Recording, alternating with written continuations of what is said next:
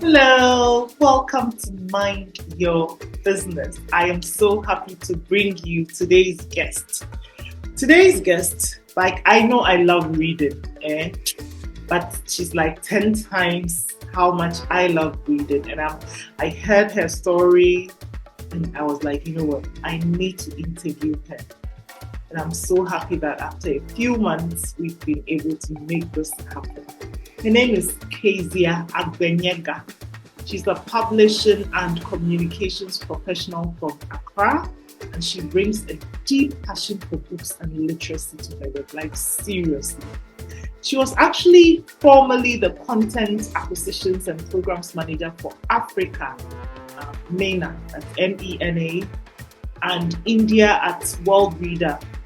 And then Kezia, at this time, spearheaded initiatives to foster literacy and empower communities. She's all about literacy. You know, she's done so many things, over 10 years of experience in commercial publishing and non-profit literacy organizations.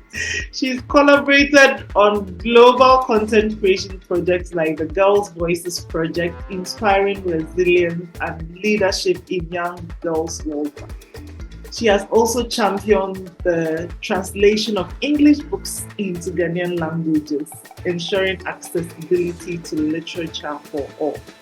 I am smiling and all laughing as I read this because she's all about reading. Everything, when you speak to her, I've had the opportunity to speak to her twice or maybe 3 times, and it's just so evident. And it's so lovely to just listen to her as she talks about her passion for books and her story, how it went, how it all started and everything. So I hope that you glean something from this. And if you have a child, I hope that you really pay attention to this because she's going to share some tips that are going to be of great value. Enjoy. Fab Ashanti, a haven nestled at the tip of Kumasi, where fresh air meets serenity. Fab Ashanti is a residential learning and event space perfect for your corporate training, staff retreat, group hangouts, and wedding receptions. With 4 rooms and 15 beds, you and your group can sleep comfortably. What makes us special? Fab Ashanti is not just a space, it's a commitment. By choosing us, you support community projects empowering women and youth. Join us at Fab Ashanti off Aful Junction, Abuabukesi, Kumasi. Fab Ashanti, here we grow. Hi, I am Ahmed Duncan, founder of the Fabulous Woman Network. Before 2015, I was that broke girl who was stuck in her own limiting belief of not enoughness. Marianne Williamson's words, "You are a child of God," woke me up. And then I sought help to work on myself. I still invest heavily in my personal development, and so much has changed for me in the most incredible ways. My burning desire is to see an Africa in which women are empowered to thrive and impact people. I am a trainer, coach, author, social entrepreneur, and an event organizer who is passionate about helping others on their own personal development journey so that together we can all thrive as fabulous children of God. Mind Your Business is our weekly podcast which is free on YouTube. Here we share enriching content to help us all thrive as fabulous children of God. And if you prefer to work with me one-on-one, please go to my website amaduncan.com/store to book a discovery call with me. Hi, Amma. Before we go into anything, let me just ask, I've always been curious, what's the meaning of Kezia? Oh, so Kezia means, it's a Hebrew name. Oh. And the meaning is cassia, which is sweet, it's a sweet scented flower. So it originates from Job. After Job went through his troubles and then he He came out on the other side. God gave him 3 daughters. He named the first one Jemima, the second one Kezia, and then Karen. So I am the second daughter of Joe. Oh, so you are the real best. Oh, I love it. And it's such a beautiful name. Every Kezia I know too is so beautiful. So I've seen it in you, but I never asked. Thank you. Thank you for sharing, and thank you for, agreeing to come and do this interview. So just backstory, I met you, I had heard about your organization, one of the organizations that you work for, that's Girls Go Getter. Did I Go Getter, right? Yes. So a friend had told me how amazing you guys are doing, so I already followed you.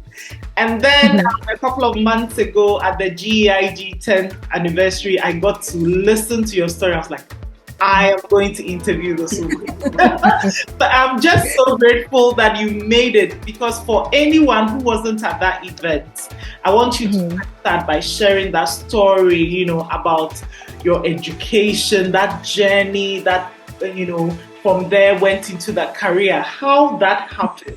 Tell us basically about you telling us a little bit about your childhood into your work. Yeah. Yes. Awesome. It's a pleasure to be here, and I am excited about this, and hopefully the story I share goes to help somebody know that life isn't always a straight road. There's so many ways by which God brings you to your purpose. So when I was a child, in Ghanaian terms, like, I wasn't great academically. And I was an average student, nothing special, nothing extra. But one thing that I discovered was books. And here is how I discovered it. My dad told me that, I didn't know that, but then he told me that, so when he had me, he was still in school. And whenever I would see him reading, I'll take a book, and I was about 2 or 3. I'll take a book and come and sit or lie by him and also read. I didn't know this. I thought my reading journey started when one of my classmates in primary school, I saw her reading a book, and we had been reading like Peter and Jane books, these one-line sentence books, and she was reading a book that was way advanced. And I was like, I can read that book. So I borrowed this book from her, and within 2 days I had read it. I brought it back to her, and that was how my reading journey started. That's what I thought my reading journey started with. But then actually there was a backstory, which I got to know later in life. So after reading that book, my friend was reading, my love for reading was sparked, and that was in class 2. When I was in class 2, that's when I read that book. And I went on to read. I became an avid reader. Anything, anywhere I would see, I would read. There was a point in time, every Saturday, my parents had to buy the Mirror, because growing up, I don't know if you remember, but the Mirror was the newspaper for kids. There wasn't even Junior Graphic. So I had stacks and stacks of Mirror in my house, because every Saturday I'd make sure we buy the Mirror. When Junior Graphic came to, I moved on to Junior Graphic. I would save my lunch money and buy Junior Graphic. And at a point in time, it was like a library in my house, because there were lots and lots of newspapers. And I would read anything and everything. I have read all the books, the children's books you can think of from back then: Sweet Valley, Nancy Drew, Goosebumps, Elizabeth and Jessica. Yes. Babysitter's Club. I read almost everything in the series. I couldn't wait for the next one to be out. If a friend had it, I'll borrow it. If not, I had to find a way to buy it, or I get my parents to buy it. But the latter wasn't very often, because my parents didn't understand why they should spend money on pleasure reading materials. They would indulge me once in a while, but it wasn't very often. And then I wasn't performing well in school. So the thing is, so you are not performing well in school. You're always reading these books. Why should we buy these books, you know. But for some reason, my love for reading never waned. I was an average student. I wasn't comfortable being an average student, but for some reason, I think I really didn't care.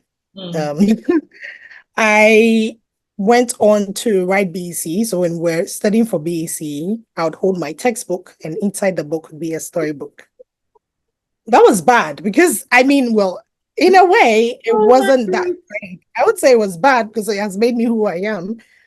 I didn't do well in BEC.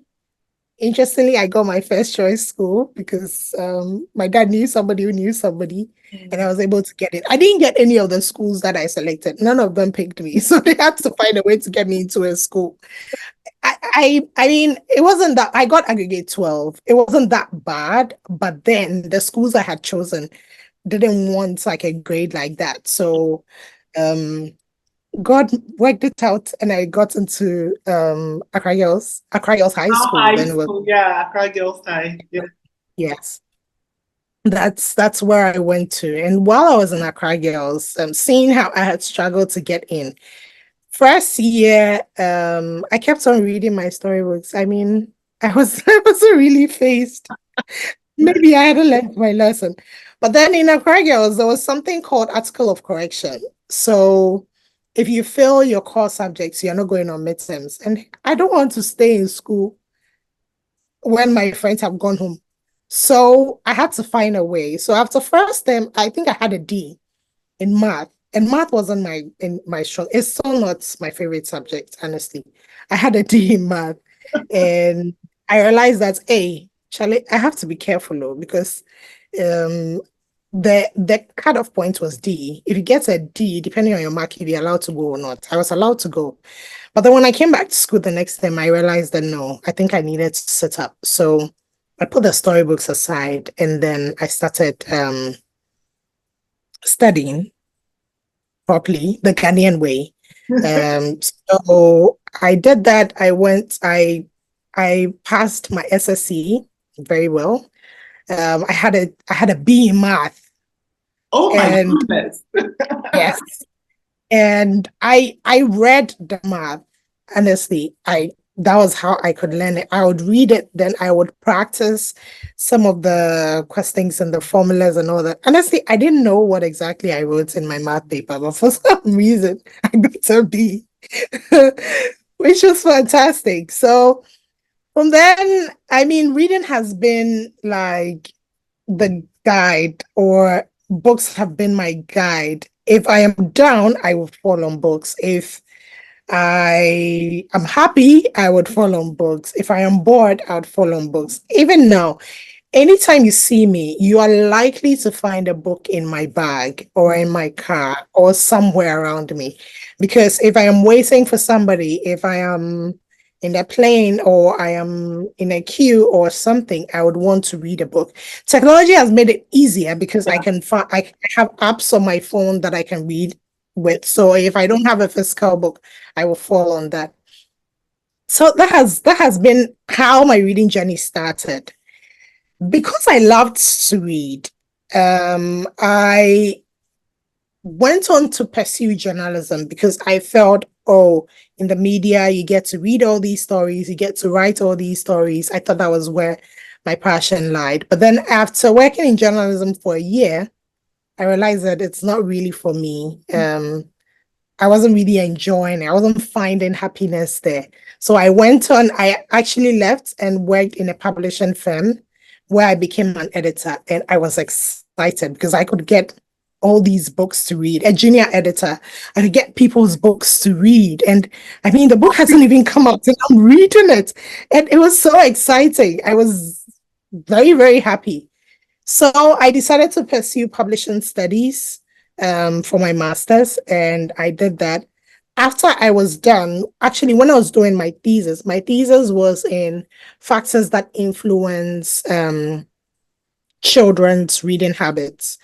And I said a prayer to God. I actually remember exactly where I was when I said the prayer. I told God that I wanted to be able to make impact with this research I was doing. I wanted to do something next that would fall in line with it. And so I completed, I was at home for a year because I had a baby after my master's, and then I got the opportunity to volunteer with an NGO called Worldreader.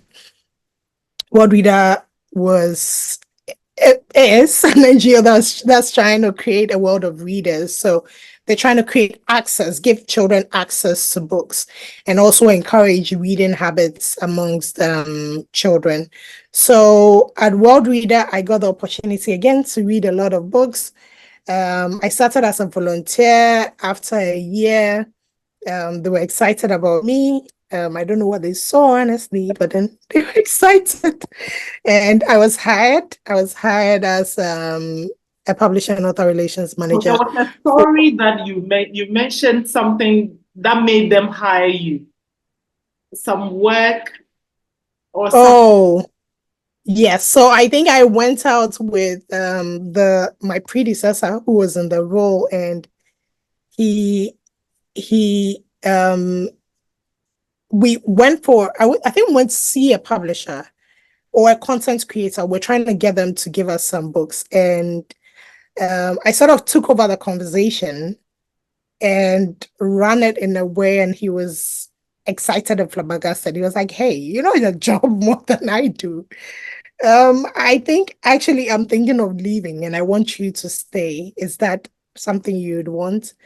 And I was like, "Well, yeah, I would love to." So I was hired as a content, no, a publisher relations manager for Ghana and a few other West African countries.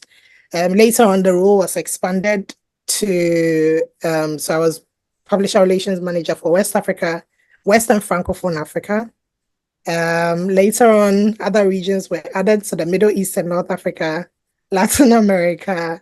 And before I left, I became the content acquisitions and programs manager. No. Content acquisition for the whole of Africa. You just make it sound like, oh, and they just added, and like you worked hard, you proved something, you were it for them. They were like, this is the girl. So they just kept increasing your portfolio because they saw something. Yes. So please, that's what I need you to say. Don't make it sound like, oh, no, let's get it. Okay, so yes, well, I mean, sometimes I'm shy to blow my own horn, but I think I would. So let me give you an example of why the role was expanded. One of the many things I did. So aside being a publisher relations manager, I was given a number of projects to handle. My first project was called Inspire Us, and in that project, I was supposed to lead a team to create, to put together 30 books that would inspire women across West Africa. So these books were supposed to break gender stereotypes. They were supposed to sort of see the conversation around the issues that women face in West Africa. And I ran that very well. We ended up producing the stories, and everybody was happy. The funder was happy. My bosses were happy. So that was one of the reasons why the role kept expanding and expanding and expanding. Aside that, we did a number of other things. There were other projects, Girls' Voices. We created books for women in sports because we realized that there were not enough books about women and sports. So we wanted girls to see women playing sports, because when girls reach adolescence, most of the time they stop playing sports because my boobs are out, I don't have the right gear. If I'm jumping, my boobs are flying about. I know. Yeah. I'm on my period. I don't know what exactly to do. So we wanted to inspire girls to take up sports irrespective of where they were. And we created books for that, and many, many others. There's so many books we put together. The last book I I was working on before I left Worldreader was a book about safari. So we're creating a book about a girl who goes on a safari adventure. It's all in her mind, but then this In her mind. Oh safari, my goodness. the Oh my. safari comes to life, and she's on this journey, meeting all these animals and all that. So those were the things that I did at Worldreader, and it was very exciting to me because that was my space. That is what I really wanted to do. That is something that brought me a lot of joy, And if it brings me joy, it's gonna be great because I'm gonna be doing it and doing it and doing it well. Yeah. It's such a beautiful story. And when the first time I heard it, I mean, of course, I loved it, but listening to it again, it's like finally I'm paying attention. Maybe the first time I wasn't thinking, oh my God. So something that you loved as a child, you were just playing around with, sometimes it made your grades fall a bit, but you were just so passionate about it. You carried it, and through that, you were a volunteer. You rose to read. Which countries did you even mention? All these countries under you, because of something you were so passionate about, and you diligently kept doing it. And I also think that you kept rising because it was effortless to you, at least for that season of your life, because I don't think that forever and ever it would be effortless, because then we go through seasons. But for that particular time, you could just do it. You could be snoring, you wake up and you start doing it, and you loved it, and you loved the impact. It's so. I hope you're writing a story about your life, like a book, because this is. It really needs to be shared, the story, and I pray you get bigger platforms to share, because a lot of us look down on things like reading. What is reading? But see how far it brought you to the very top until you decided that, okay, the next season is, up and something else. And I think that's amazing. That's amazing. So I meant to ask you about why are you so passionate about reading, but you know what? It's not even necessary.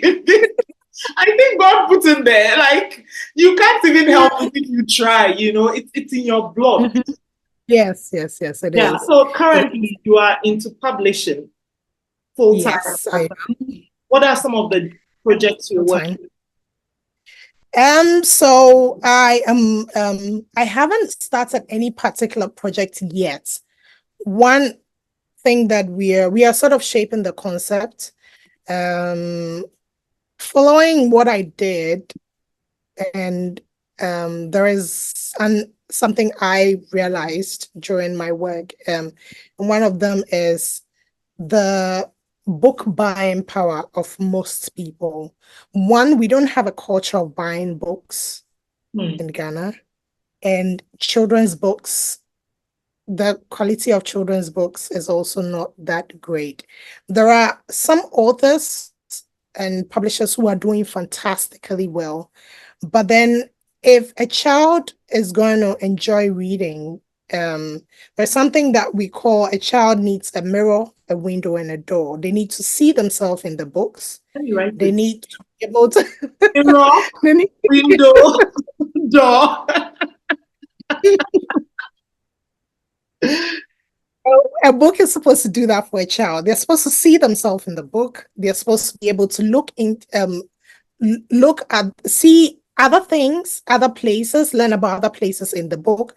And the door is supposed to lead the child into another world. And we don't have a lot of books for children in Ghana. And I say children because I'm talking about children in underserved communities. I'm not talking about children like your child and my child, because we Thank you very much.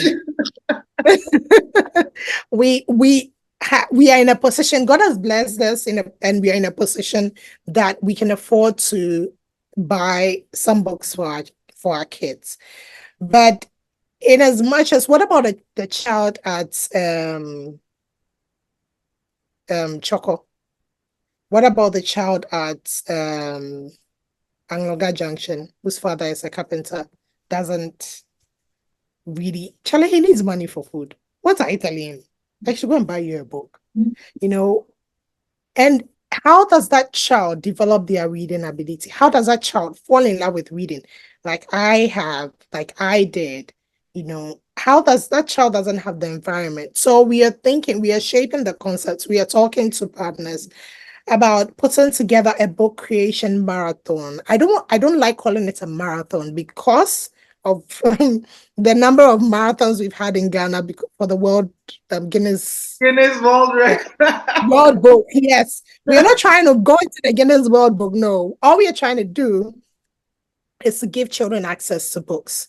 So we are talking to a few people within our networks, trying to put together some partners and to see whether we can run these book marathons at least once a year so that we can create books and then print and give out to children for free.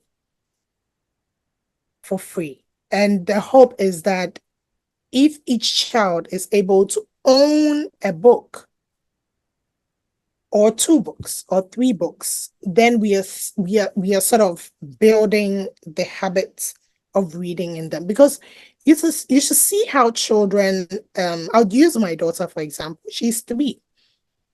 And when I buy books and she knows that this book is for her, the way she cherishes the book is phenomenal. And I'm like, oh, so this is a clear example. If a child is able to know that this book is mine, I mean, nobody can take it away from me. I can read it 100 or 1,000 times. I don't need to go to the library to go and read it and leave it there. Libraries which are almost non-existent. The Ghana Library Authority is trying, but I mean, how many people are able to go to the library these days? So that's a concept we are rolling around, trying to talk to a few partners to see who can come on board. It's quite capital intensive because printing books is capital intensive. Also, we are trying to get the creatives. Creatives in Ghana are quite underpaid. And to ask them to do this for free is a really huge ask. So it's baby steps for now, trying to shape everything together. Talk to a few of the creatives within our networks as well to see how best we can put this together and then give children in Ghana some books and books that they would see themselves in. A lot of the books we find around are foreign, especially the free ones. And we are grateful for them, but then our children need to see themselves in the books that somebody is going to the moon. A Ghanaian child should go to the moon. A Ghanaian child should go to space. It doesn't always have to be an Indian child or a white child. We want our children to see themselves in the books so that the world of possibilities would be open to them, so that they can get the doors that they need to enter other worlds and other realms. I mean, if every child could read, that is one of the best things we would have done for our country. And that's something I'm passionate about. And God has put me in a position to be able to do this. So we're working on it, trying to see how best we can shape it up, get the partners we need, and roll it out. I am so happy for you that you're doing it. As you were speaking and you said, children should see themselves in the book. I remembered, so I used to be in secondary school. I was on the editorial team, or I forgot those who did the magazine. So I used to write stories, and one time I wrote the story like it was a fiction, and I wrote it, and I think I was the person I was talking about. I don't even remember, but then I used and the wind was blowing my hair, and this was, look at my hair at the time, was just a little which hair. Oh my goodness. Aqua was like, when people read it, Amma, they will laugh at you. I didn't think at the time that there was anything wrong with it, but I was imagining myself as a white girl with long hair because of the so-called so sweet. That is what we had. Exactly. That is what we knew. That is what we knew. Yes. Yeah, we take it for granted. That's what we knew. Exactly. And it is not. I would say it's very, very important. As you said, imagine a child that is all they are exposed to. What possibilities, if they look at their environment, they would feel like, oh, this is not me. It's like worlds apart. But then if a child sees themselves in a book and they are diving underwater, they are swimming, they are doing all these things that other kids, and there are kids in Ghana who are doing that. There are kids in Ghana who are doing amazing stuff. So if other children see themselves in these books, doing all these things, then they would think that, oh, I have the potential to do this. And that is what I want every child in Ghana, if I am blessed to be able to reach every child, to be able to do, to see themselves in the books and know that the world of possibilities is endless and they can do anything and everything they put their mind to. Fantastic. Fantastic. Okay. Another question I have. In this day and age, we have all these tools and so many different options to learn. Like you can learn from YouTube, you can follow a story from even Netflix and all that. You can still be exposed sort of to other cultures and all that from other options apart from books. What makes it important that we still encourage children to pick books, physical books, not tablets, and read? But what is it about the book that we should still encourage kids to read, pick, and then read? Yeah. So I would say technology has been an enabler. For a child who is not able to get a book, if the child has a mobile phone, they should be able to read as well. So it is great that we have books on phones and on tablets for children. And that is something I did for the past 7 years. I actually championed it and I am not going back on it. But then there is something that a physical book gives you. The physical book, a child wouldn't own a phone. A 5-year-old, a 3-year-old wouldn't own a phone. But then if they own a book, it gives them some pride to know that this book belongs to me. And I can read it and read it and read it as many times as possible. Also, if the physical books are easier on the eyes, you can sort of take notes in it, you can write in it, you can so there are so many things you can do with a physical book that you can do with a book on a device. But as I always tell most parents who tell me they don't want their children to be reading on devices, is they go hand in hand. If there is a point in time when a child cannot have a physical book, having a book on a laptop or a phone or a tablet is golden. If a physical book is not available, you are somewhere and you are stranded, or maybe you get locked up somewhere, or you are in a flat, or you're in a plane. They've turned off the lights. Maybe somebody wants to sleep beside you, so you can't really turn it on. Your phone for that child to read, or a tablet for that child to read, is a gift. So physical books are great. I love them. I always buy physical books, even though I worked in a digital technology organization for the past 7 years. I have a lot of books in my bookshelf. I buy my kids physical books, but then I encourage them to read on their devices too, because then again, the devices should not be for playing games and watching Cocomelon or YouTube. It shouldn't be for entertainment alone. It should be for learning, and it should be for reading. And children need to realize that, so beyond physical books, beyond technology, physical books is also important, but they always should go hand in hand. Okay, fair enough.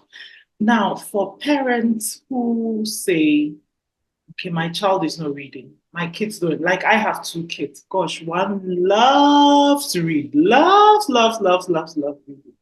The other one would rather just watch YouTube and learn how to code and then come and code. And we saw, just a couple of days ago, we're talking about it that, okay, he's moving to the next level, and that level, he needs to really read.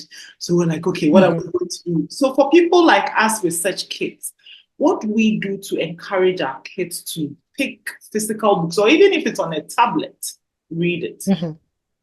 Okay. So, every child is different, and some kids who just pick up reading just like that, and there are others too who need a little hand holding. So what I would say is, depending, you can try a number of things with the child. So one, I say parents should lead by example. So your child should see you reading. Hmm. True story. So during COVID, I I had gotten, I think before COVID hit, I had gotten the whole Chimamanda collection, and as a gift from a friend, and I hadn't had a chance to read it. So once COVID came, we're on lockdown, we're home, we're not going anywhere. Oh, that was the perfect time. I just grabbed my books, and you'd always find me in my couch reading. I had introduced my son to books, but not to a certain extent. He was about 2.5 going on 3. And there was a day that I was reading, and then I saw him pick a book, sit by me on the floor, and he was mumbling something. As to whether it was really what was in the book or not, I don't know. I really didn't check. I was just excited about the fact that I didn't have to ask him to take the book. He went to pick it himself, and then he started reading himself. I actually recorded a video of it. So I have a video of it in my Google Photos or something. And I was like, wow. So this is what they talk about. If a child sees you reading, the likelihood that they will read too is high. Sometimes we read when the children have gone to bed. And I mean, understandably so. Like, they're making so much noise. You want to enjoy your book. Um, around the time when they're awake, you can really get the peace and quiet you need to read, especially depending on which book you're reading. If it's fiction, you can manage. And then if it's non-fiction, you are trying to learn something from the book. So sometimes we make them go to bed before we read. But then if that is the case, then read with them. So you don't tell them, go and pick a book. Let's read a book together. So you read the book with them, probably before they go to bed. And as much as possible, they should see books around them. They should see that mommy has this book. Mommy has bought this book. Daddy is reading this book. Daddy has this book. This is daddy's bookshelf. This is mommy's bookshelf. You create a reading environment at home where the child sees books around. Books are not cheap. But Yes, books are not cheap, I know. But I mean, I think it's a small price to pay if you really want to do it, and if you really want your child to see that this is something that needs to be done. I think that you need to create a reading environment at home. So there should be bookshelves, books should be displayed. You should educate them in such a way that their gadgets are not only for playing games or for coding or for doing certain things. Even when you're coding, you need to read. You need to be able to do a certain amount of reading to be able to code. You may get an idea from reading. You may build an app. You may build something that you just picked up from reading. And also offer the children choices. Like, let them choose the books they want to read. So for your son, probably he wants to read books about STEM. And that brings me back to what I was talking about. How many books do we have in Ghana about Ghanaians working in STEM? There's so many amazing people working in STEM. There's so many coders. I went for a book launch, I think last week, Saturday, and there was a book about Regina Hodun. Oh, Regina. Oh, that's why she shared it on her. Oh, so it's a book about her. Yes, and I was so excited to see that book because, I mean, a child seeing that book, somebody who is excited about coding, realized that, oh, there's somebody who looks like me who has been able to do this. Oh, wow, then I should take my coding seriously. And I should also read. I should also do this. Maybe I'll discover other people. You know, what a child likes is what you usually use to bait them. For instance, if a child, a pediatrician will tell you if your child is not eating, what do they like? Okay, give them that. Give them more of that. When you give them that, every now and then add something, every now and then add something. So when you offer the children choices, then that becomes the bait to drag them to get excited about reading. So if your child loves comics, you realize that he loves comics, give him all the comics books you can find. Just flood it, flood it on him, you know. Let him get excited about reading. And also, we should reward the children. Reading is not an easy activity. It involves a lot of brain work. That is why a lot of people shy away from it. Because playing games is easy. You are just sitting down and doing, you don't need to do a lot of thinking. But when you're reading, your brain is working. It's absorbing what you're learning. It's processing what you're learning. It's developing other ideas. It's giving you something that you haven't thought about at all. So if when a child is you find that your children are reading, offer them rewards. You can say, oh, if you can read 2 books, we will go out for ice cream. Or if you can read 3 books, we will go to the playground. Or if you can read 5 books, that's something I do with my kids. So if you can read 5 books, you can have your tablets. Or I'll fly you to London. Yes. It could be small rewards or big. And then if you're having challenges, you can talk to you can seek support. Talk to somebody who is within the space. If you have a librarian, talk to the librarian. Probably the librarian can offer you choices. Maybe the librarian could speak to your child and see what the child is interested in. You could talk to me. I have worked in the space. Aside doing content acquisitions, I worked in programs as well. So I was on the field a lot. So I have learned a thing or two with regards to children, their reading habits, what they like and what they don't like. So it's all those things, those little things that would sort of attract children to read. Don't forget, I saw my dad reading apparently, and that is how I started reading. That's his story. My story was that I saw my classmates reading. That was how I started reading. So they are friends. The things that influence a child's reading habits are usually the family, the school, their friends, and also the books that are available to them.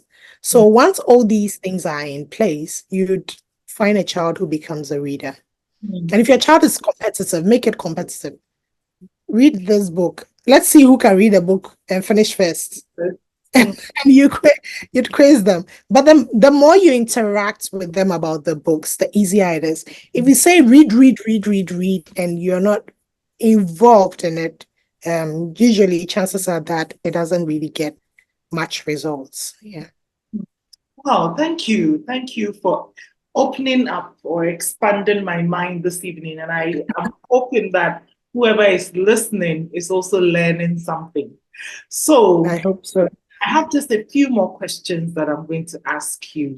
Sure. These ones, you have to complete the sentence when I begin and complete it with a short phrase or sentence. Why are you laughing? I haven't even These ones are usually scary. Oh, no. Just whatever comes to mind that is true for you.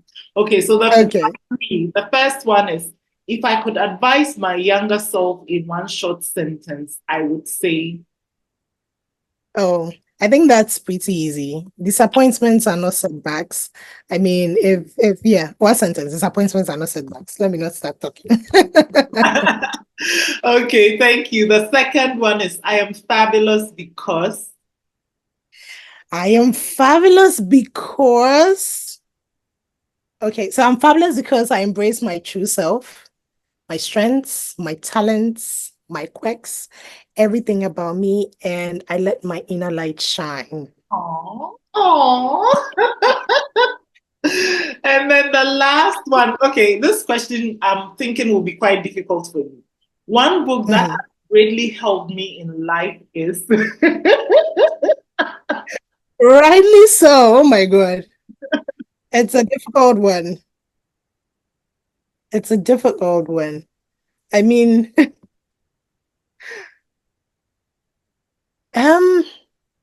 okay. The one that readily comes to mind, not because it's the book that has influenced me only, or I have really loved, is probably I would say Becoming by Michelle Obama. I teared up and teared up and teared up while reading that book. Yes, yes, yes. The book spoke to me a lot because I mean, I was at a point where I was a young mother trying to navigate work, trying to navigate career. And what it taught me was to sort of embrace my story, pursue my dreams regardless, seek a support system, um,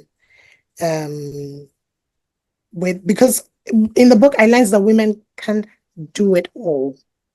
And women who are pursuing careers can't do it all.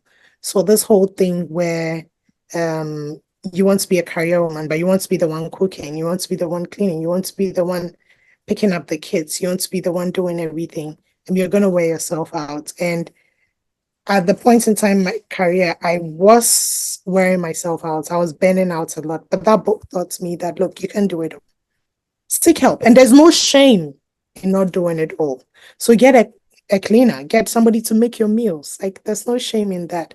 Get somebody to watch your kids when you have to go somewhere. It doesn't have to always be you, you know. So I think it helped me also to become resilient, to develop a mindset of resilience and know that I needed to be resilient in almost every aspect of my life and push a little harder to get to where I wanted to. Fabulous. Thank you. Thank you so much for this beautiful conversation. Bringing memories as you were talking about getting help and all, you know, like I don't remember the last time I cooked really. Like I feel like if you ask me to cook jollof, I may not cook it well because I don't even remember how to do it.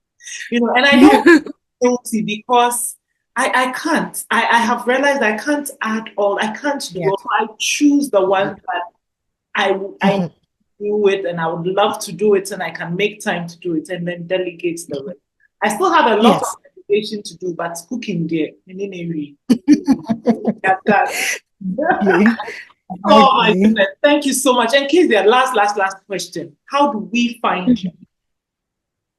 Oh, so I am on LinkedIn. My LinkedIn name is not Kezia Agbenyega, it's Kezia Adra.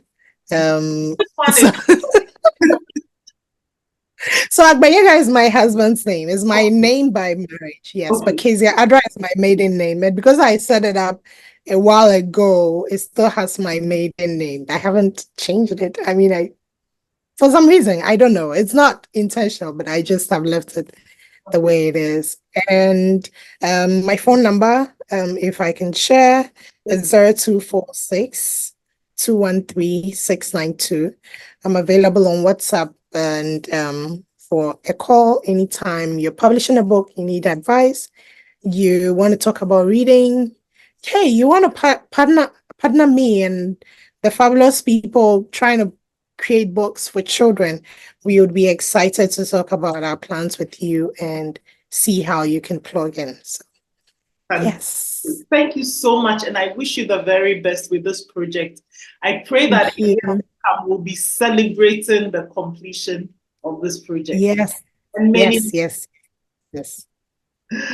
Fab Ashanti, a haven nestled at the tip of Kumasi, where fresh air meets serenity. Fab Ashanti is a residential learning and event space perfect for your corporate training, staff retreat, group hangouts, and wedding receptions. With 4 rooms and 15 beds, you and your group can sleep comfortably. What makes us special? Fab Ashanti is not just a space, it's a commitment. By choosing us, you support community projects empowering women and youth. Join us at Fab Ashanti off Aful Junction, Abuabukesi, Kumasi. Fab Ashanti, here we grow. Don't you just love how Kezia goes on and on and on about reading? It's like, oh, it makes you fall in love with reading. And speaking to her brought so many beautiful memories for me as a child. And if you know my story with the Fabulous Women Network, it was triggered by a question on reading. No, it was a question on writing. But my childhood love for reading and writing is really what led to where I am today, or played a huge role. So, and as I was speaking to her, I was thinking, oh my God, it's amazing how sometimes we are blessed with certain skills or talents or passions, and we think, it's not a big deal, it's just reading, everybody reads. But see how for her, that passion for reading led her into amazing spaces. She didn't share names of some of the countries, but I can just imagine the experience of it. It's really beautiful and it's inspiring, and I hope that you've been inspired. Please share this video with someone who needs to hear this message and encourage their children to read some more. Until I come your way again next week with another episode of Mind Your Business. Toodles. Bye. Mind Your Business is one of our free resources available on YouTube. And if you prefer to work with me one-on-one as your coach, as a consultant, or as a trainer, it starts with a discovery call. Head to amaduncan.com/store to book a discovery call with me.